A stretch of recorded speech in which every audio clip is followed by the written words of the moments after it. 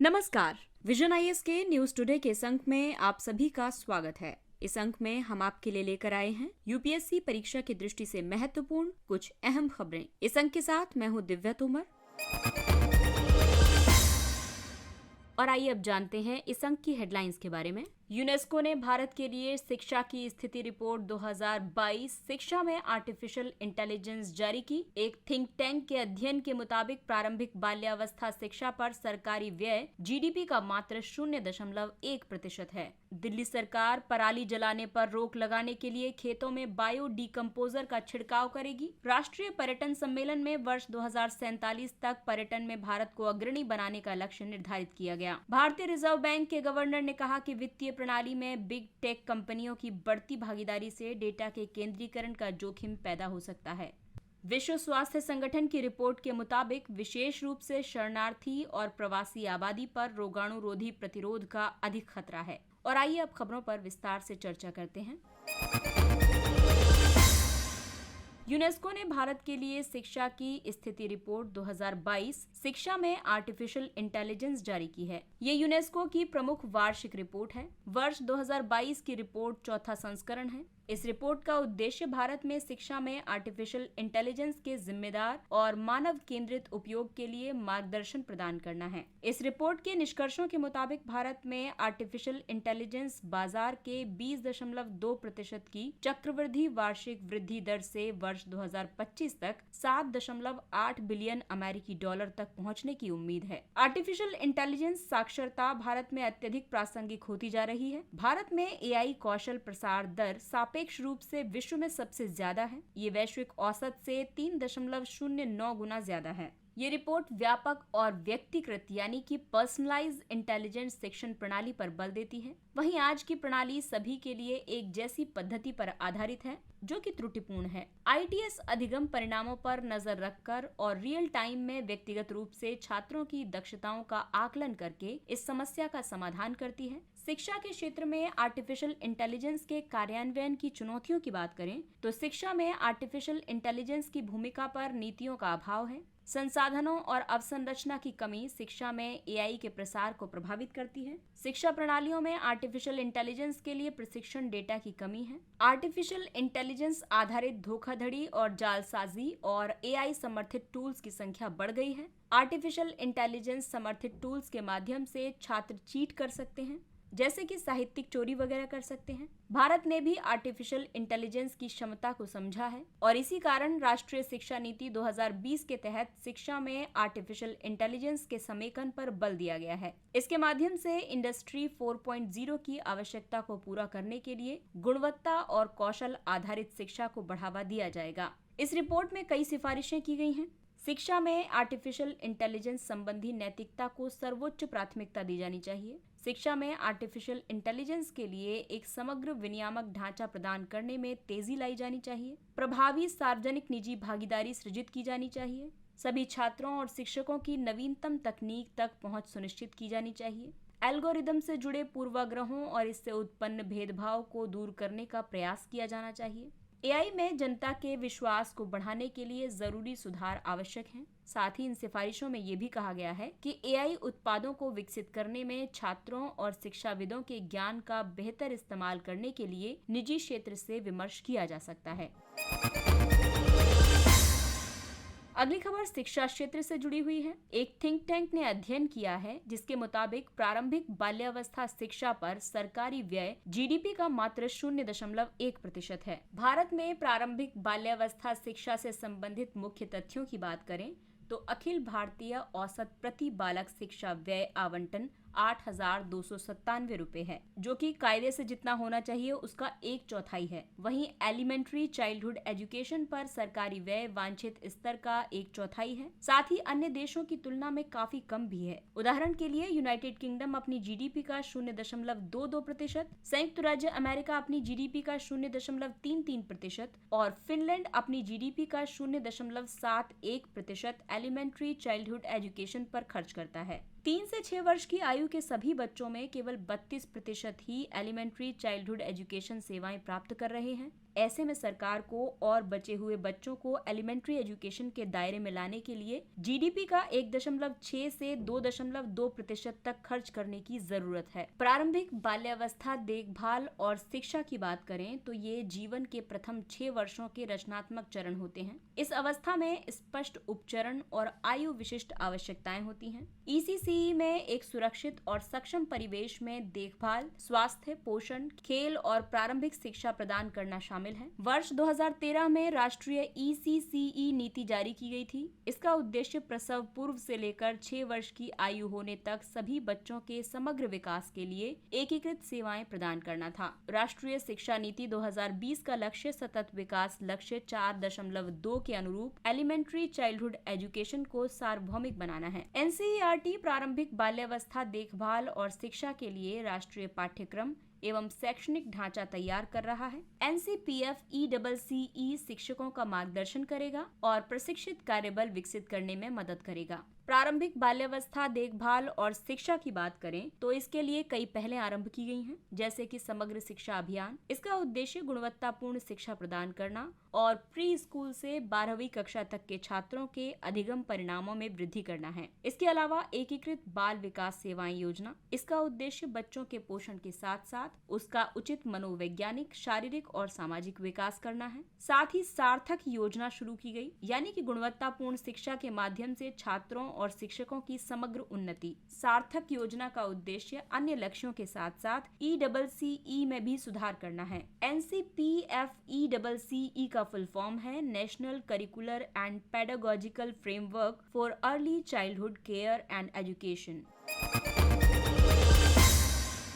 अगली खबर प्रदूषण से संबंधित है। दिल्ली सरकार पराली जलाने पर रोक लगाने के लिए खेतों में बायो डिकम्पोजर का छिड़काव करेगी। अब ये बायो डिकम्पोजर कैप्सूल जो है, इसे भारतीय कृषि अनुसंधान संस्थान ने विकसित किया है। ये कैप्सूल 15 से 20 दिनों में पराली को खाद में बदलकर इसके अपघटन की प्रक्रिया को तेज करता है। ये लाभकारी सूक्ष्म जीवों के एक समूह से बना है। ये सूक्ष्म जीव फसल अपशिष्ट, पशु अपशिष्ट, गोबर और अन्य अपशिष्ट को तेजी से जैविक खाद में बदल देते हैं। फसल कटाई के बाद खेत में छोड़ दिए गए फसल अपशिष्टों को जलाकर खेतों को साफ करने की प्रक्रिया को पराली जलाना कहते हैं। इसमें क्या होता है कि खेत कम समय में ही अगले चक्र की फसल बुआई के लिए तैयार हो जाता है। लेकिन इस पराली को जलाने से काफी नुकसान होता है। स्पेशली दिल्ली के आसपास के क्षेत्रों में पराली जलाए जाने से दिल्ली में धूम कोहरे जैसी स्थिति पैदा हो जाती है। वैसे पराली जलाना खेत से पराली साफ करने का सबसे आसान और सस्ता तरीका है। ये पद्धति मुख्य रूप से पंजाब, हरियाणा और उत्तर प्रदेश के सिंधु गंगा के मैदानों में अपनाई जाती है। चावल की कटाई और गेहूं की बुआई के बीच कम समय उपलब्ध होने की वजह से पराली को जला दिया जाता है। लेकिन इस पराली को जलाने के कई दुष्प्रभाव हैं। इसकी वजह से कार्बन मोनोऑक्साइड, मीथेन, कैंसरकारी पॉलीसाइक्लिक गंधयुक्त हाइड्रोकार्बन आदि जैसी हानिकारक गैसों वाले जहरीले प्रदूषक वायुमंडल में उत्सर्जित होते हैं और ये धूम कोहरे की मोटी चादर बनाकर वायु गुणवत्ता और लोगों के स्वास्थ्य को प्रभावित करते हैं। पराली को खेत में जलाने से मृदा की उर्वरता कम हो जाती है और उसके पोषक तत्व नष्ट हो जाते हैं। इससे ऊष्मा उत्पन्न होती है जो मृदा में प्रवेश कर जाती है, जिससे कि मृदा अपरदन बढ़ जाता है और लाभदायक सूक्ष्म जीवों और नमी का नुकसान होता है। और पराली जलाने की इसी समस्या से निपटने के लिए भारत में कई उपाय किए गए हैं। कानूनी उपायों की बात करें तो फसल अपशिष्ट जलाना भारतीय दंड संहिता की धारा 188 तथा वायु और प्रदूषण नियंत्रण अधिनियम 1981 के तहत अपराध है। प्रशासनिक उपायों की बात करें तो राष्ट्रीय फसल अपशिष्ट प्रबंधन नीति 2014 अपनाई गई है और राष्ट्रीय राजधानी क्षेत्र दिल्ली और आसपास के क्षेत्रों में इसके लिए समन्वय और समाधान के लिए वायु गुणवत्ता प्रबंधन आयोग की स्थापना की गई है। साथ ही वित्तीय उपाय भी किए गए हैं, जैसे कि खेत में फसल अपशिष्ट प्रबंधन के लिए मशीनरी खरीद पर सब्सिडी दी जा रही है। राज्य सरकारें किसानों को चावल के बदले अन्य फसलों की खेती के लिए बोनस या प्रोत्साहन दे रही है और तकनीकी उपायों के तहत रोटावेटर्स, बेलर, पैडी स्ट्रॉ चॉपर आदि जैसी मशीनों का उपयोग किया जा रहा है। पशु चारा, जैव इथेनॉल, पैकिंग सामग्री आदि में पराली के उपयोग को बढ़ावा दिया जा रहा है। अगली खबर पर्यटन से जुड़ी हुई है। राष्ट्रीय पर्यटन सम्मेलन में वर्ष 2047 तक पर्यटन में भारत को अग्रणी बनाने का लक्ष्य निर्धारित किया गया। सम्मेलन की समाप्ति पर धर्मशाला घोषणा पत्र अपनाया गया। इस घोषणा पत्र में पर्यटन क्षेत्र में देश के लिए दीर्घकालिक और अल्पकालिक लक्ष्य निर्धारित किए गए हैं। धर्मशाला घोषणा पत्र की मुख्य विशेषताओं की बात करें तो पर्यटन क्षेत्र वर्ष 2024 के बीच तक महामारी पूर्व की स्थिति प्राप्त कर लेगा। वर्ष 2030 तक सकल घरेलू उत्पाद में पर्यटन का योगदान बढ़कर 250 अरब डॉलर तक हो सकता है। वर्ष 2047 तक $1 ट्रिलियन के राजस्व लक्ष्य के साथ भारत को पर्यटन में विश्व में अग्रणी बनाना है। संधारणीय और जिम्मेदार पर्यटन पर बल दिया जाएगा। पर्यटन क्षेत्र में सुधार के लिए उपाय किए जाएंगे। इन उपायों में वीजा सुधार, यात्रा को सुगम बनाना, हवाई अड्डों पर यात्रियों के अनुकूल आव्रजन सुविधाओं का निर्माण करना और अंतर्राष्ट्रीय यात्रा के लिए खुलापन शामिल है। भारतीय पर्यटन क्षेत्र वर्ष 2019 में जीडीपी में यात्रा और पर्यटन के कुल योगदान के मामले में भारत 185 देशों में 10वें स्थान पर था। भारत की जीडीपी में पर्यटन क्षेत्र का योगदान 6.8% है। पर्यटन एक श्रम प्रधान क्षेत्र है। ये 3.9 करोड़ लोगों को रोजगार प्रदान करता है। इसका व्यापार, निवेश, सामाजिक समावेशन आदि पर महत्वपूर्ण प्रभाव पड़ता है। इसमें भारत का मजबूत पक्ष ये है कि भारत में कई विश्व विरासत स्थल हैं, जैव भौगोलिक क्षेत्र हैं, राष्ट्रीय उद्यान, समुद्र तट आदि हैं। इसके अलावा भारत समृद्ध ऐतिहासिक, सांस्कृतिक और भौगोलिक विविधता भी प्रदान करता है। वहीं पर्यटन के समक्ष चुनौतियों की बात करें तो पर्यटन अवसंरचना कमजोर है। पर्यटकों की सुरक्षा बड़ी चिंता है। कोविड महामारी से पर्यटन पर प्रभाव पड़ा है और वर्ष 2020 में विदेशी पर्यटकों के आगमन में 74.9% की नकारात्मक वार्षिक वृद्धि दर्ज की गई थी। लेकिन सरकार ने पर्यटन क्षेत्र को बढ़ावा देने के लिए कई पहलें आरंभ की हैं, जैसे कि राष्ट्रीय पर्यटन नीति 2021 का प्रारूप तैयार किया है। इसके उद्देश्यों में भारत में विश्व स्तरीय पर्यटक अनुभव प्रदान करना, भारत को सतत और जिम्मेदार पर्यटन के लिए शीर्ष पर्यटन स्थलों में से एक बनाना शामिल है। जून 2022 में पर्यटन मंत्रालय ने national strategy for sustainable tourism and responsible traveller campaign का शुभारंभ किया था। तीर्थ यात्रा, कायाकल्प और आध्यात्मिक विरासत संवर्धन अभियान यानी प्रसाद योजना, स्वदेश दर्शन योजना, निधि 2.0 योजना, जो कि आतिथ्य उद्योग का राष्ट्रीय एकीकृत डेटाबेस है।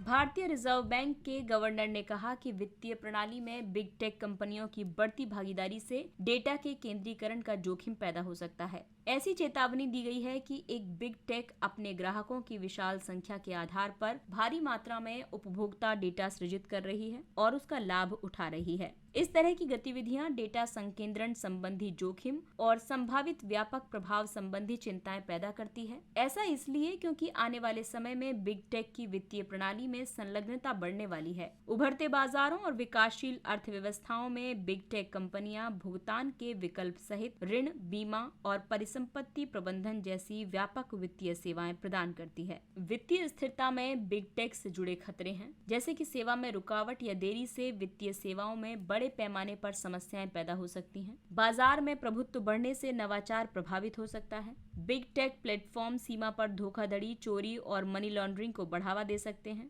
अन्य क्षेत्राधिकारों में स्थित बिग टेक के खिलाफ विनियमन, निगरानी और कानून प्रवर्तन संबंधी चुनौतियां उत्पन्न होंगी। और अन्य संबंधित सुर्खियों की बात करें तो भारतीय राष्ट्रीय भुगतान निगम ने सुरक्षित और आसान भुगतान लेन देन को सक्षम करने के लिए यूपीआई पर RuPay credit card, UPI lite और Bharat bill pay cross border bill payment के रूप में 3 उत्पाद लॉन्च किए हैं। साथ ही इन बिग टेक के विनियमन के लिए उपाय भी किए गए हैं। इसमें कम अवधि के लिए जो उपाय किए गए हैं उसमें डिस्क्लोजर में बढ़ोतरी, एक बिग टेक की गतिविधियों का अधिक से अधिक डिस्क्लोजर, इसमें ऋण प्रदायगी, उपभोक्ता जोखिम और फर्म दायित्वों जैसी व्यावसायिक गतिविधियों की जानकारी और जोखिम शामिल है। वहीं मध्यम अवधि के उपायों में आचार संहिता बनाई जाएगी। ये संहिता वित्तीय क्षेत्र में अनियमित गतिविधियों के प्रभावी होने के जोखिम को दूर कर सकती है। इन्हें उद्योग द्वारा विकसित किया जा सकता है, लेकिन इसके लिए सार्वजनिक निजी सहयोग की आवश्यकता होगी। वहीं दीर्घावधि के लिए हाइब्रिड विनियमन पर ध्यान दिया जाएगा, यानी कि अतिरिक्त समूह व्यापी पर्यवेक्षण के साथ आनुपातिक संस्था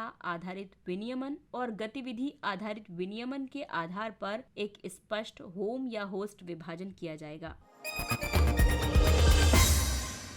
अगली खबर स्वास्थ्य क्षेत्र से जुड़ी हुई है।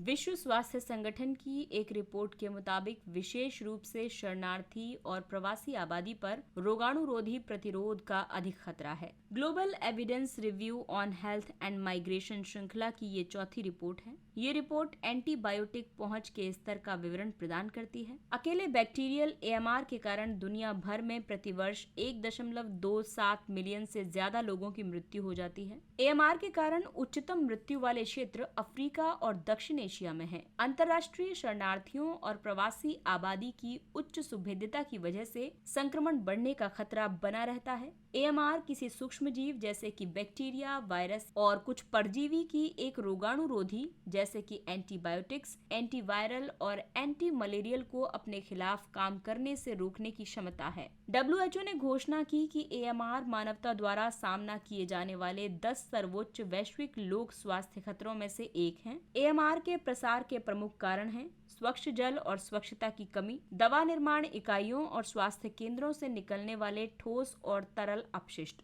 AMR से निपटने के लिए भारत ने जो पहलें की हैं, उसमें AMR पर मेडिकल सोसाइटी ने चेन्नई घोषणा पत्र तथा मंत्रियों और नीति निर्माताओं ने दिल्ली घोषणा पत्र जारी किया है। राष्ट्रीय रोग नियंत्रण केंद्र के तहत 12वीं पंचवर्षीय योजना में राष्ट्रीय रोगाणुरोधी प्रतिरोध रोकथाम कार्यक्रम शुरू किया गया था और राष्ट्रीय AMR कार्य योजना 2017 से 21 बनाई गई है। GEHM द्वारा अनुशंसित नीतिगत विचारों की बात करें तो इसके तहत प्रमुख संस्थानों के बीच समन्वय को मजबूत करके और समान रोगाणुरोधी पहुंच और उपयोग के लिए वित्त की व्यवस्था करके वैश्विक अभिशासन व्यवस्था स्थापित की जानी चाहिए। इसके अलावा निगरानी प्रणाली को मजबूत करने के लिए वैश्विक डेटा संग्रह में सुधार और ज्ञान अंतराल को समाप्त करने के लिए अनुसंधान का समर्थन करना चाहिए। औपचारिक देखभाल प्राप्त करने के लिए राष्ट्रीय स्तर की बाधाओं को समाप्त करने का प्रयास किया जाना चाहिए। ऐसा देखभाल और निगरानी की सुविधा प्रदान करके तथा एंटीबायोटिक दवाओं से जुड़ी प्रवासियों और शरणार्थियों की जानकारी में सुधार करके किया जा सकता है। औपचारिक देखभाल सुविधाओं का उपयोग करने के लिए राष्ट्रीय स्तर की बाधाओं को समाप्त करने का प्रयास किया जाना चाहिए और ऐसा देखभाल और वहनीयता के लिए संस्थागत बाधाओं को दूर करके किया जा सकता है। पर्याप्त और गुणवत्तापूर्ण देखभाल प्राप्त करने के लिए राष्ट्रीय स्तर की बाधाओं को समाप्त करने का प्रयास करना चाहिए। ये कार्य सुभेद्य आबादी में पर्याप्त संख्या में मामलों के प्रबंधन के लिए point of care diagnostic tool तक पहुंच सुनिश्चित करके किया जा सकता है।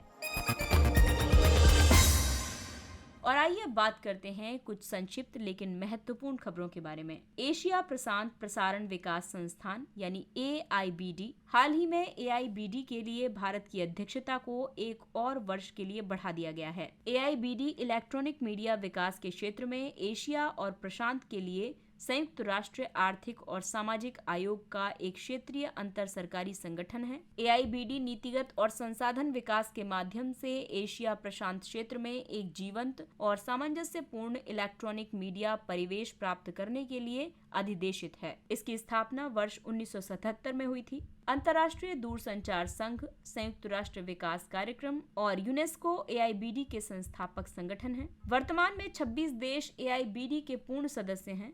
इनका प्रतिनिधित्व 43 संगठनों और 52 संबद्ध सदस्यों द्वारा किया जाता है।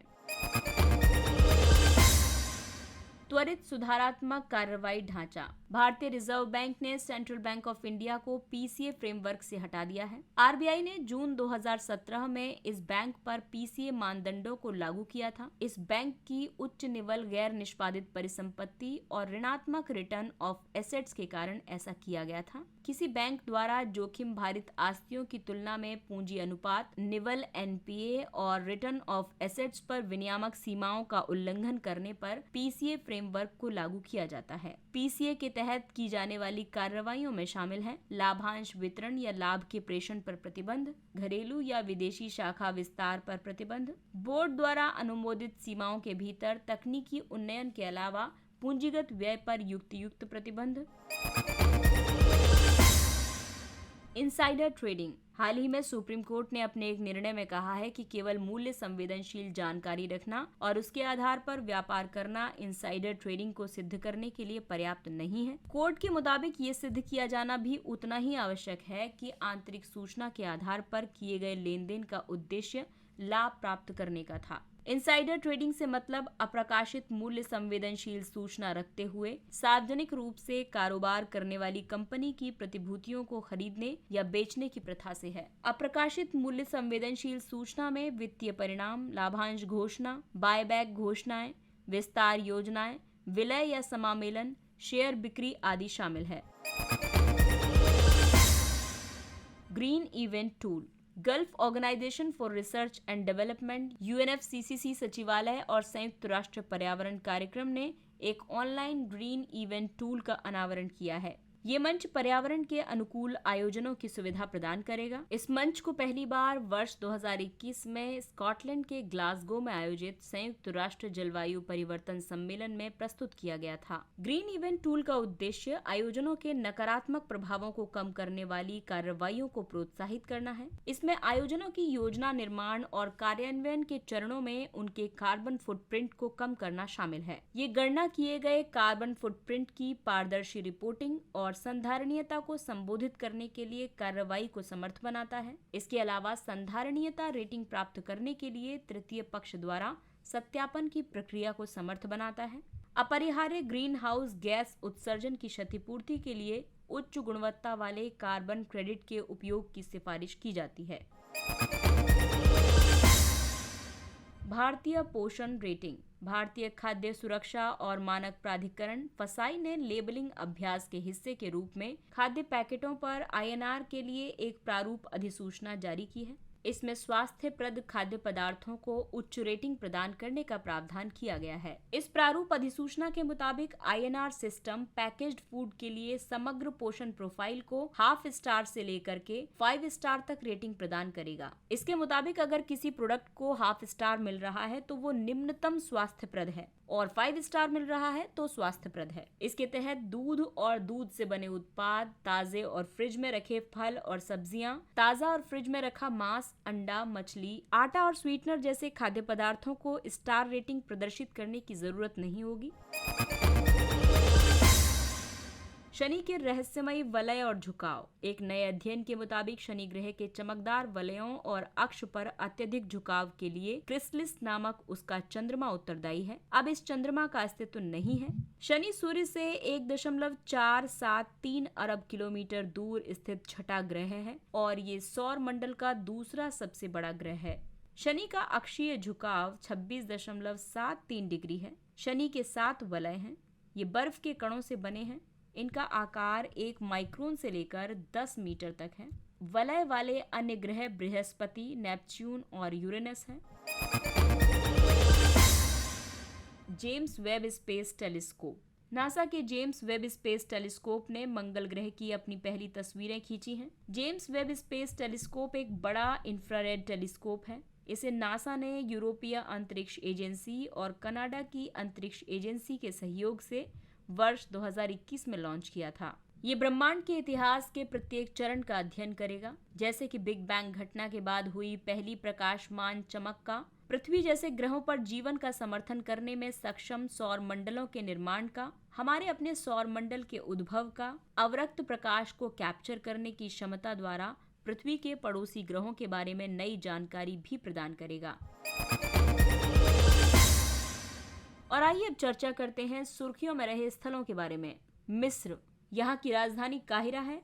भारत और मिस्र ने द्विपक्षीय रक्षा सहयोग को आगे बढ़ाने के लिए एक समझौता ज्ञापन पर हस्ताक्षर किए हैं। मिस्र 2 महाद्वीपों में स्थित देश है। ये पूर्वोत्तर अफ्रीका में स्थित है, जबकि इसका सिनाई प्रायद्वीप पश्चिमी एशिया में स्थित है। इसके पश्चिम में लीबिया, इसके उत्तर पूर्व में फिलिस्तीनी क्षेत्र का गाजा पट्टी और इजराइल तथा दक्षिण में सूडान है। मिस्र की समुद्री सीमाएं भूमध्य सागर में साइप्रस, तुर्की और ग्रीस तथा लाल सागर में जॉर्डन और सऊदी अरब के साथ लगती हैं। यहाँ की नील नदी दुनिया की सबसे लंबी नदी है। मिस्र की स्वेज नहर स्वेज की खाड़ी के माध्यम से लाल सागर को भूमध्य सागर से जोड़ने वाला एक कृत्रिम जलमार्ग है। 18 और 19 सितंबर 2022 के न्यूज टुडे अंक में जो गलत तथ्य दे दिए गए हैं उनको करेक्ट करेंगे। उसकी संक्षिप्त खबरों में हमने मर्ज सॉफ्टवेयर की बात की थी।